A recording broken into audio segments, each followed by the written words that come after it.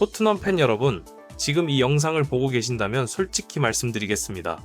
이 영상이 불편하실 수도 있습니다. 하지만 불편한 진실이야말로 우리가 가장 귀 기울여야 할 진실입니다. 몇 년 전 손흥민이 토트넘을 떠난다는 소식이 전해졌을 때 수많은 토트넘 팬들이 환호했습니다. 드디어 저 늙은 선수 내보낸다고, 이제 토트넘이 진짜 빅클럽답게 젊고 능력 있는 선수들로 팀을 재건할 수 있다고 손흥민 국뽕 팬들은 이제 그만 토트넘 일에 끼어들라고 목소리를 높였습니다. 그리고 지금 2026년 토트넘은 어디에 있습니까? 2026년 들어 단 한 번의 승리도 없습니다. 강등권인 웨스트햄과의 승점 차이는 불과 5점입니다. 감독 토마스 프랭크는 정역 경질되었습니다. 그리고 BBC는 이 모든 상황의 중심에 손흥민이 있다는 충격적인 보도를 내놓았습니다. 불과 몇 년 전 손흥민을 향해 이제 필요 없다고 외쳤던 목소리들은 지금 어디에 있습니까? 토트넘 커뮤니티는 조용합니다. 손흥민 없어도 우승 가능하다고 외치던 그 목소리들이 지금은 흔적도 없이 사라졌습니다. 오늘 이 이야기를 시작하기 전에 한 가지만 짚고 넘어가겠습니다. 저는 토트넘을 싫어하지 않습니다. 저는 단지 사실을 이야기하는 것입니다. 그리고 그 사실이 너무나 많은 사람들의 예언이 현실이 되어가고 있다는 것입니다. 프리미어리그 26라운드, 토트넘은 홈에서 뉴캐슬에게 1대2로 패배했습니다. 경기가 끝난 후 홈팬들은 토마스 프랭크를 향해 엄청난 야유를 쏟아냈습니다. 선수들과 감독은 마치 도망치듯이 라커룸으로 사라졌습니다. 이 장면 하나가 지금 토트넘의 모든 것을 설명하고 있습니다. 새 홈팬들이 자기 팀 감독에게 야유를 보낸다는 것은 단순히 한 경기의 패배 때문이 아닙니다. 그것은 쌓이고 쌓인 실망과 분노가 한꺼번에 터져 나오는 것입니다. 그리고 그 분노의 원인이 정말로 토마스 프랭크 한 사람에게 있는 것인지 우리는 냉정하게 따져봐야 합니다. 영국의 많은 매체들이 토마스 프랭크를 맹비난하고 있습니다. 선수단의 신뢰를 잃었다고, 전술이 잘못됐다고, 리더십이 없다고 합니다. 그런데 재미있는 사실이 있습니다. 토마스 프랭크가 토트넘에 선임될 때 그를 가장 극찬했던 매체들이 지금 그를 가장 강하게 비판하고 있습니다. 풋볼 런던의 기자 알리스테어 골드가 대표적입니다. 선임 당시 최고의 선택이라고 찬사를 보냈던 그가 경질 소식이 나오자마자 돌변해 선수단의 신뢰를 잃었다고 보도하는 것을 보면서 많은 전문가들은 혀를 찼습니다. 이것은 저널리즘이 아닙니다.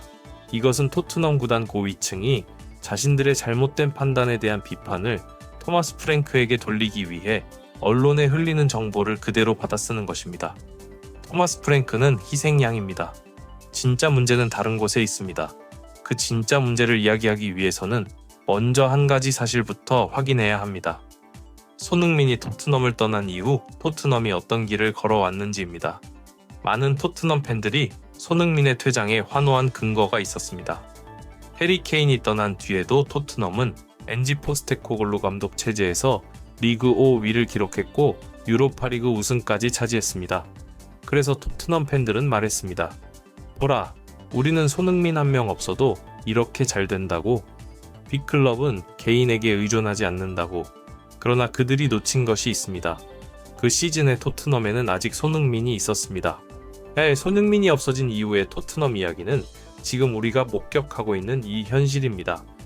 2026년 단 한 번의 승리도 없는 팀, 강등권과 5점 차이밖에 안 나는 팀, 홈팬들에게 야유받으며 라커룸으로 도망치는 팀, 한 가지 숫자를 기억하십시오. 손흥민은 매 시즌 최소 15개의 공격 포인트를 기록했습니다. 골이든 어시스트든 상대방의 수비를 끊임없이 위협하고 팀의 득점을 가져다 주었습니다. 그 15개의 공격 포인트가 사라진 자리를 누가 채웠습니까? 아무도 채우지 못했습니다. 그것이 지금 토트넘의 현실입니다. 그러나 이 이야기는 단순히 손흥민이 없어서 토트넘이 약해졌다는 이야기가 아닙니다. 이 이야기의 핵심은 훨씬 더 깊은 곳에 있습니다. 바로 리더십의 부재입니다. 그리고 BBC가 바로 그 문제를 정확하게 짚어냈습니다. 다른 매체들이 토마스 프랭크의 전술을 문제 삼을 때 BBC는 선수단을 이끌지 못하는 리더십의 부재를 지적했습니다. 그리고 그 리더십 부재를 상징하는 장면을 직접 보여줬습니다. 맨체스터 유나이티드와의 경기에서 주장 크리스티안 로메로가 퇴장당하는 장면이었습니다. 그것도 이번 시즌 두 번째 퇴장이었습니다. BBC의 스튜디오에는 맨체스터 유나이티드의 레전드가 출연해 있었습니다. 그 레전드는 로메로의 퇴장에 대해 이렇게 말했습니다. 주장이 저런 행동을 한다는 것을 보면 저는 충격을 받을 것 같습니다. 현대 축구에서 드레싱룸의 리더가 얼마나 중요한지 이야기하면서 정작 그 주장이 저런 모습을 보인다면 자비 시몬스 같은 어린 선수들은 누구를 보고 배우겠습니까?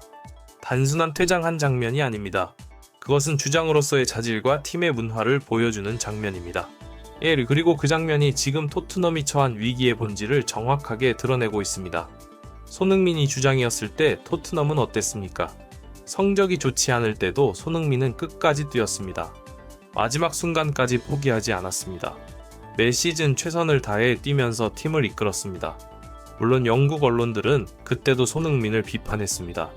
손흥민 때문에 팀이 17위를 했다고 손흥민이 문제라고 했습니다. 늘 손흥민이 문제였습니다. 그런데 손흥민이 없어지자 이번에는 토마스 프랭크가 문제입니다. 그전에는 포스테코글루가 문제였습니다. 항상 누군가가 문제입니다.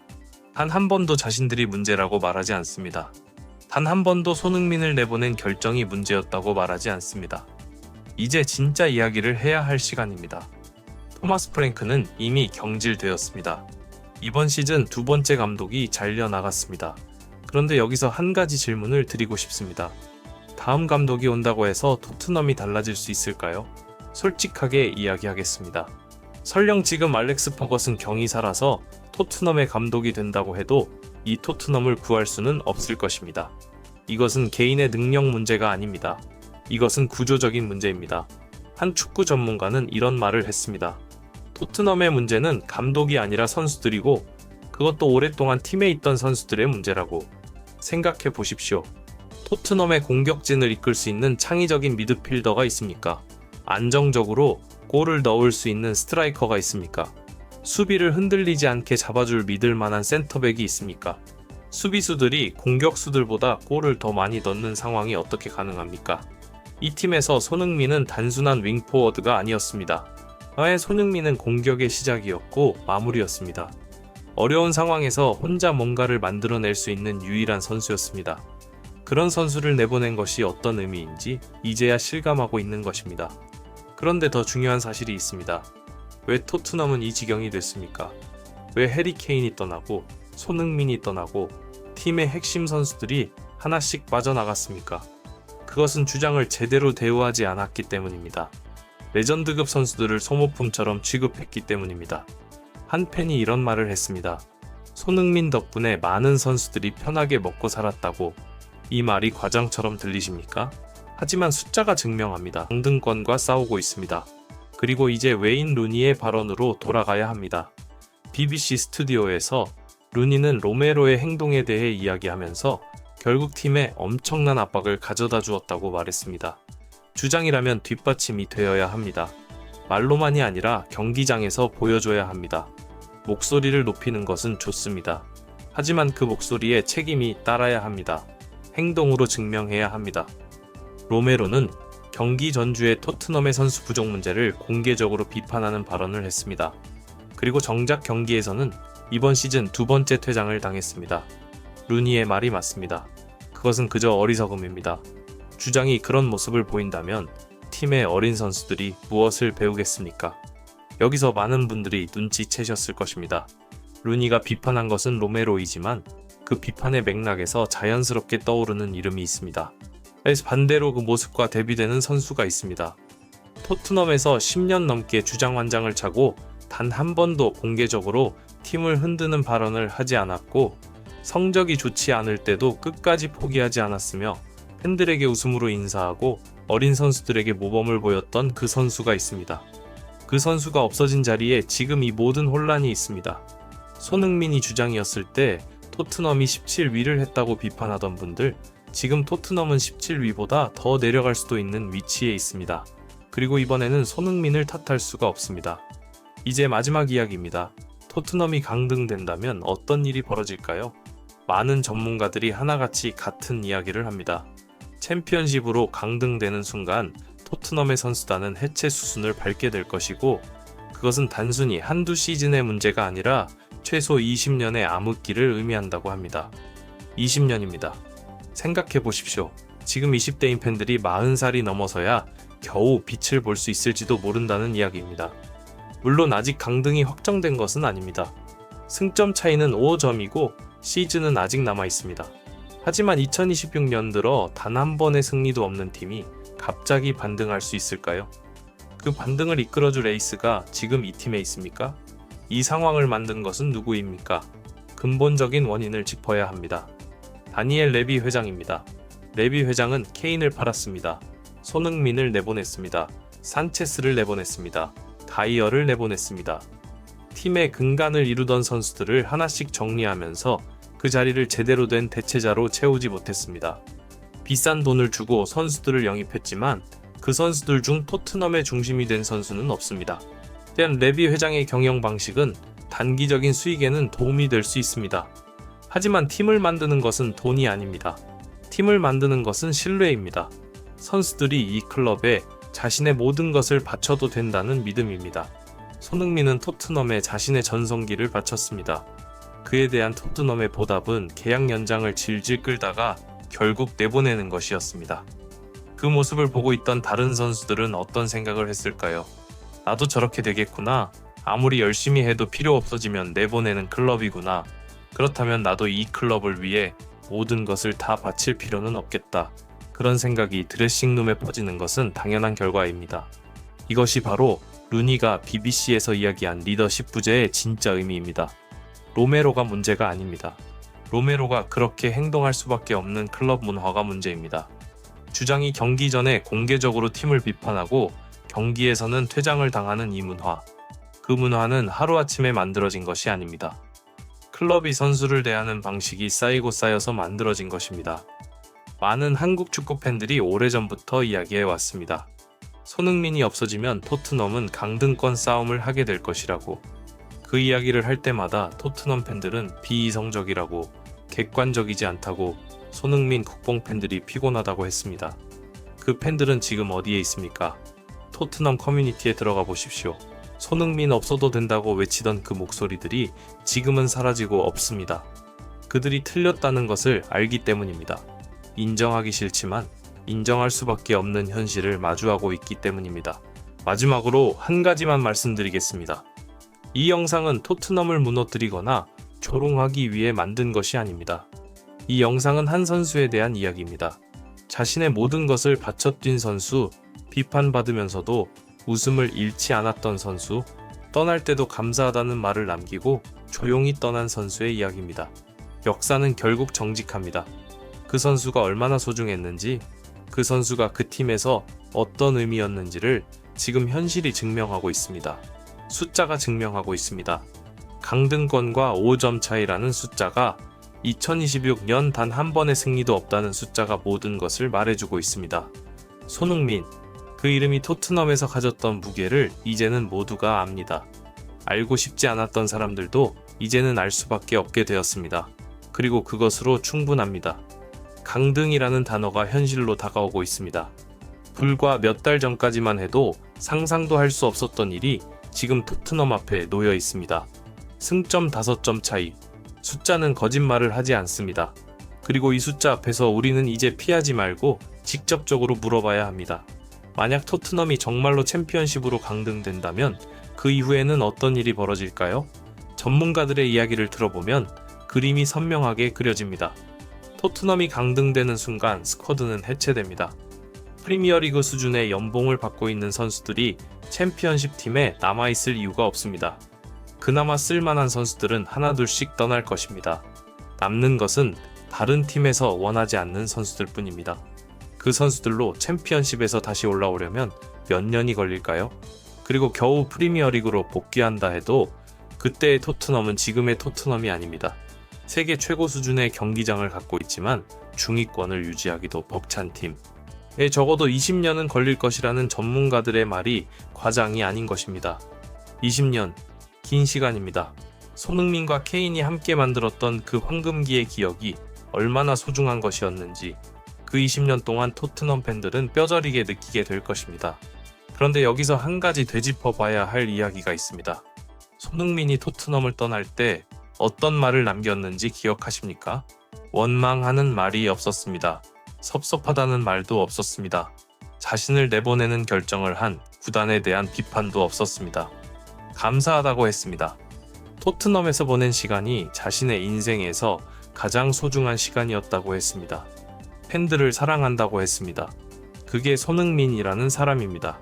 10년이 넘는 시간 동안 자신의 전성기를 모두 바친 클럽이 자신을 더 이상 필요로 하지 않는다고 했을 때 그 상황에서도 웃으면서 감사하다고 말하고 조용히 떠난 사람, 그 품격이 얼마나 대단한 것인지 생각해 보신 적 있으십니까? 로메로가 경기 전주에 공개적으로 팀을 비판하고 경기에서 퇴장을 당하는 모습과 비교해 보십시오. 손흥민이 힘든 시즌을 보낼 때 어떻게 했습니까? 기자들 앞에서 팀에 좋은 선수가 없다고 불평한 적이 있었습니까? 구단의 지원이 부족하다고 언론에 흘린 적이 있었습니까? 단 한 번도 없었습니다. 대신 훈련장에 가장 먼저 나타났습니다. 경기에서 가장 열심히 뛰었습니다. 동료들을 독려했습니다. 팬들에게 웃음을 보냈습니다. 그것이 진짜 주장의 모습입니다. 그것이 진짜 리더의 모습입니다. BBC 스튜디오에서 레전드가 이야기한 바로 그 리더십이 손흥민 안에 있었습니다. 그리고 그 리더십이 토트넘의 드레싱룸에서 사라진 것입니다. 지금 손흥민은 어떻습니까? 토트넘을 떠난 후 손흥민은 새로운 팀에서 새로운 이야기를 쓰고 있습니다. 언제나 그랬듯이 최선을 다하고 있습니다.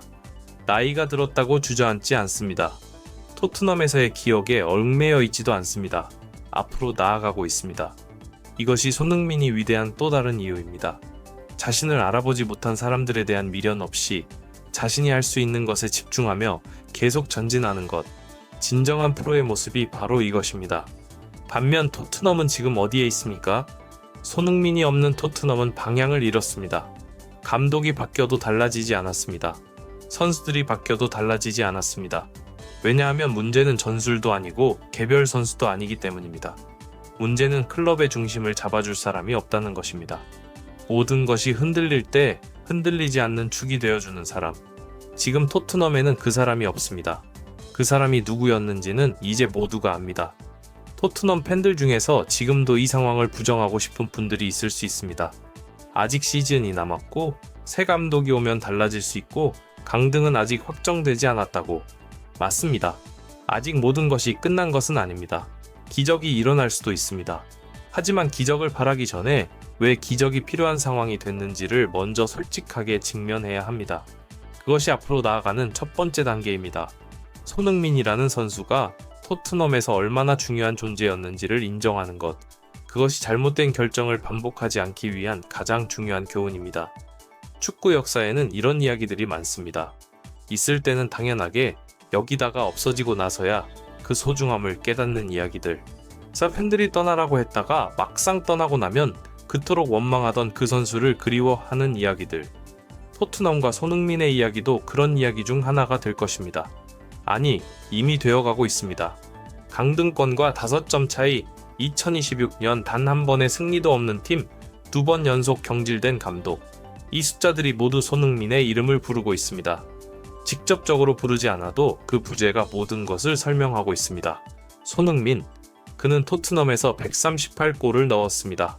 아시아 선수 최초로 프리미어리그 득점왕을 차지했습니다. 챔피언스리그 결승 무대를 밟았습니다. 10년이 넘는 시간 동안 토트넘의 심장이었습니다. 그리고 그 모든 것을 하는 동안 단 한 번도 팀보다 자신을 앞세우지 않았습니다. 단 한 번도 돈 때문에 쉬운 선택을 하지 않았습니다. 단 한 번도 팬들에게 무례하게 대하지 않았습니다. 그것이 손흥민이라는 선수의 진짜 위대함입니다. 기록이 아니라 품격입니다. 숫자가 아니라 태도입니다. 그 태도가 지금의 토트넘에 없습니다. 그리고 그 없음이 이 모든 결과를 만들어냈습니다. 이 영상을 끝까지 보아주셔서 감사합니다. 손흥민 선수를 사랑하는 여러분, 그리고 축구의 진실을 찾는 여러분, 지금 이 채널을 구독하지 않으셨다면 구독 버튼을 눌러주십시오.